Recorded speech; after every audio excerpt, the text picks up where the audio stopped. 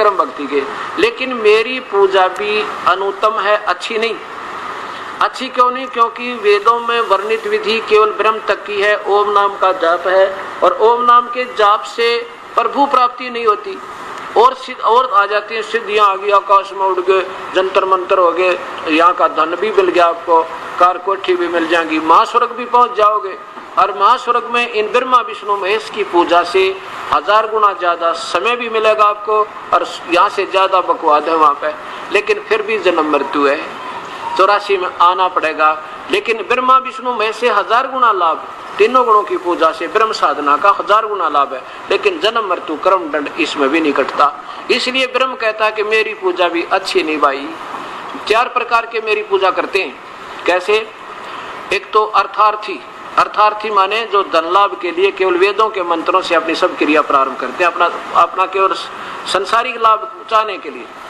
और दूसरे अर्थ, जो कोई संकट निवारण के लिए जंतर मंत्र तैयार करते हैं, वो भी मेरी ही पूजा ओम नाम से करके और वो अपना ऐसे करते हैं। और तीसरे नंबर के जिज्ञासु। जिज्ञासु वो होते हैं जो केवल ज्ञान कलेक्ट करते फिरे, चारों वेदों को घोट लिया, 100 मंत्र याद कर लिया, दुनिया में प्रभु पाक के विद्वान कहलाने लगे। वो नहीं, वो भी भक्ति नहीं चाहते, वो भक्ति नहीं कर सकते। चौथे नंबर के ज्ञानी। ज्ञानी वो हैं जिन्होंने ये पता लगा कि मनुष्य जन्म बार बार नहीं मिलता, और ये ऐसे खोने का नहीं है, और इस पूजा भी एक परमात्मा की करनी है, क्योंकि वेद गवाही देते हैं, उन्होंने वेदों को पढ़ा, और देवता और भगवान कोई नहीं, पूजा की केवल एक परमात्मा है। तो उन नादान आत्माओं को कहते हैं, उन बड़ी आत्माओं को, उन ड्यूटी आत्माओं को, सैक्रिफाइस आत्माओं को उस पूर्ण परमात्मा के बताने वाला पूर्ण संत ना मिला उसकी विधि। उन्होंने वेदों को जैसे जाना, जैसा सोचा, ओम नाम के को पूर्ण ब्रह्म का मान के, और हजारों वर्षों तक साधना की, उनसे भगवान नहीं मिला, सिद्धि आ गई। और उससे क्या होगा? स्वर्ग चले जाएंगे, महास्वर्ग में हजारों वर्षों तक, युगों तक रहेंगे, और फिर 84 लाख योनियों में आना ही पड़ेगा। इसलिए घटिया बता, जैसे एक समय एक चक्रवर्ती राजा था, मानधाता चक्रवर्ती राजा, और उस एक चुनक ऋषि था, ऋषिश्वर, जो ज्ञानी आत्मा, जिन्हें वेदों को समझा जैसा कि एक परमात्मा की भक्ति करनी चाहिए और तब भूल के नहीं करे। तो उसने ओम नाम के जाप से हजारों वर्षों तक बैठ कर साधनाएं की, मेडिटेशन किए, परमात्मा तो मिलता नहीं। क्योंकि गीता जी के 11वें अध्याय के 47वें श्लोक में लिखा कि अर्जुन, ये मेरा जो तेजोमय शरीर मैंने तुझे दिखाया, 48वें श्लोक में, तेरे से पहले ना तो किसी ने देखा, ना कोई आगे देख सकता, और ना ये वेदों में वर्णित विधि से, ना किसी यज्ञ से, ना तप से, ना जप से मुझे कोई नहीं पा सकता। अर्थात मेरी प्राप्ति तो किसी प्रकार भी नहीं हो सकती, इससे और बेनिफिट है, ये आपको बता दिया। तो उसने ऐसा ही जानकर हजारों वर्षों तक साधना की, प्रभु तो पाया ना। आखिर में अपनी सोच के शास्त्री ने बनाई दिए, निराकार है।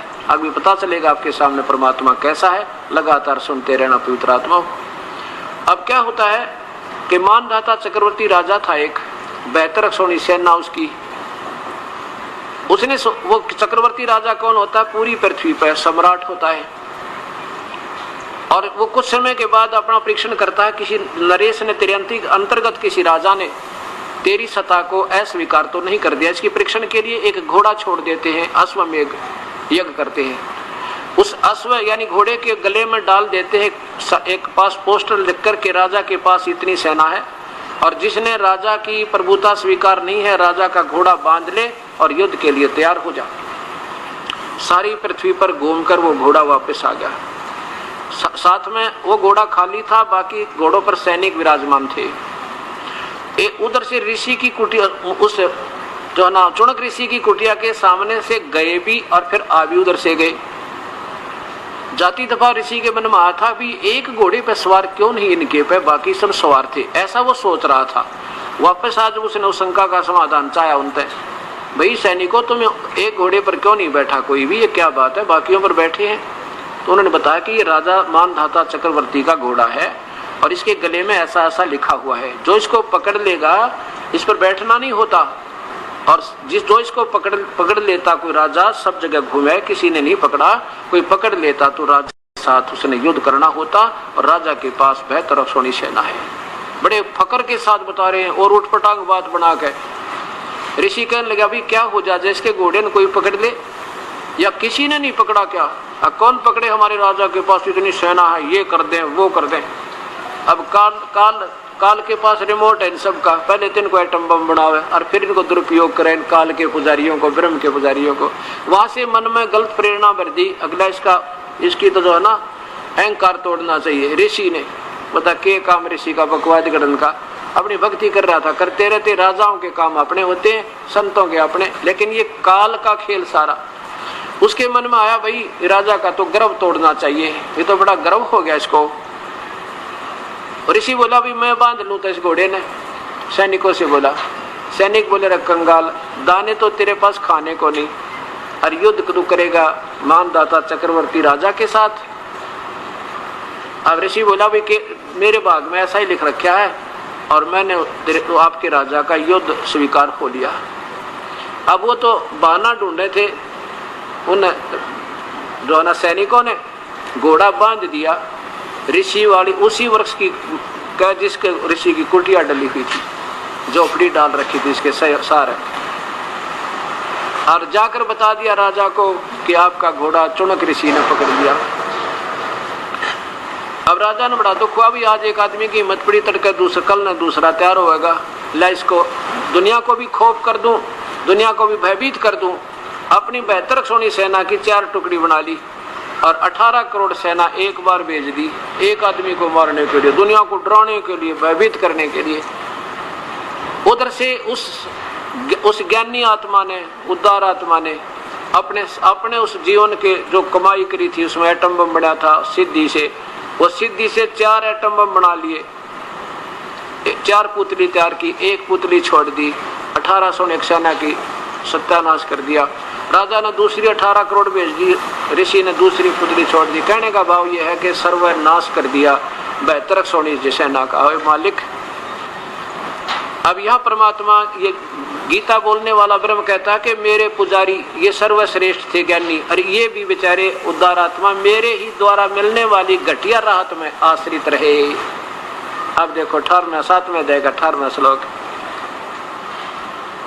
अपनी पूजा को भी ब्रह्म घटिया बताता है, अनुत्तम अश्रेष्ठ इसलिए बताया क्योंकि वो परमात्मा तो कोई और है जिसकी पूजा करनी चाहिए, जिससे परम शांति होगी। वो भी बताऊंगा, दिखाऊंगा आपको। श्रीमद् भगवत गीता, गीता प्रेस गोरखपुर से प्रकाशित 7वें अध्याय का 18वां श्लोक, ये देखिए इधर 18वां। अब क्या कहते हैं कि उदारा सर्वे एवं एति ज्ञानी तु आत्मा एवं मे मतम। ब्रह्म बोल रहा, गीता बोलने वाला भगवान के मेरे विचार में ये सभी ज्ञानी आत्मा जिनको ये पता लग गया एक भगवान की भक्ति करनी चाहिए, लेकिन इनको पूर्ण संत ना मिला, ये हैं तो उदार माने सिर भी दे दें भगवान के लिए, शीश भी दे दे प्रभु को पाने के लिए, जिन हजारों वर्षों तक अपने तन की भी शुद्ध नहीं रही और लेकिन भगवान ना मिला। क्या हुआ? आश्रित सही, आश्रित माने आश्रित है, सह माने वो सारी वो ही, क्योंकि वो आश्रित हैं, युक्त आत्मा यानी प्रभु में लीन आत्मा। माम एवं अनुत्तमाम गति, मेरी ही घटिया से घटिया, अनुत्तमा माने अति घटिया, गति व्यर्थ, अनुत्तमाम गतिम मेरे वाली घटिया से घटिया राहत में ही आश्रित रहे, क्योंकि इनको परम पिता पूर्ण परमात्मा की भक्ति का मार्ग उस संत से नहीं मिला। अनुत्तम, देखो इन्होंने अनुत्तम माने क्या किया है, अति उत्तम कर दिया। अनुत्तम माने अति उत्तम, 4ठी कक्षा के बालक ने पूछ ले अनुत्तम माने के, उत्तम माने बढ़िया, अनुत्तम माने घटिया। अगर कोई अनुत्तम का विपरीतार्थ अर्थ और कहीं शिक्षा आ जाए उसमें परीक्षा में और बच्चा जो उसका अर्थ कर दे, अनुत्तम का अर्थ क्या लिखा, अति उत्तम लिख दे, मान लो शब्दार्थ आवे, तो उसको क्या मिलेगा? 0। और इन महात्माओं को मिल रहे 100, क्योंकि हम एग्जामिनर कमजोर थे, अपना ज्ञान नहीं था। अनुत्तमा माने घटिया, तो अति घटिया, अति घटिया लिखना था, बिल्कुल अति अश्रेष्ठ, और यह बात बिगड़ गई। अब क्यों? क्योंकि ये भगवान गीता बोलने वाला, यहाँ फैसला होगा 18वें अध्याय के फिर 17वें श्लोक 62वें श्लोक में कहता है कि अर्जुन, अगर तूने परम शांति चाहिए तो भाई उस परमात्मा की शरण में जा, जिसकी कृपा से तो परम शांति और सतलोक को प्राप्त होगा, मेरी पूजा से नहीं हो सकता। 18वें अध्याय का और ये 62वां श्लोक देखो। ये आज का सत्संग या समापन होगा। हे भारत, सब प्रकार से उस परमेश्वर की शरण में जा। अपनी तो मेरी तो घटिया साधना भाई, और तूने पूर्ण मुक्त होना है तो उस परमेश्वर की शरण में जा। उस परमात्मा की कृपा से ही तू परम शांति और सनातन परम धाम को प्राप्त होगा, यानी वहां चला जाएगा सतलोक में। शाश्वतम स्थान माने सतलोक, सनातन परम धाम, सनातन धाम सतलोक कहो या सचखंड कहो या अमर लोक कहो, वहां जाकर तेरी फिर कभी जन्म मृत्यु नहीं होगी। ये स्पष्ट कर दिया। उस परमात्मा की शरण में जा। ये है वो शास्त्र में जो करना है और नहीं करना है, कर्तव्य और अकर्तव्य की व्यवस्था कहते शास्त्रीय प्रमाण है भाई, इसके अनुसार करना और नहीं करना।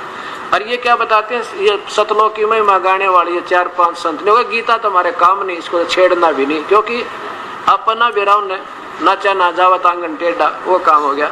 अब ये तो हमारी बीए की क्लास की जो है ना सिलेबस है, ऋषिज्ञ एमए और पीएचडी और जो है ना वो करेंगे, प्रभु पाएंगे, वह नौकरी मिलेगी, वो साधन फिर पूर्ण परमात्मा के मार्ग में, उनके इतिहास में, उनकी वाणी में प्रत्यक्ष प्रमाण है। ये 4 दिन का सत्संग कंटिन्यू सुनिए, आपका बेड़ा। बंदी छोड़ कबीर साहेब की, बंदी छोड़ गरीबदास जी महाराज की जय, स्वामी रामदेवानंद जी गुरु महाराज की जय, स्वामी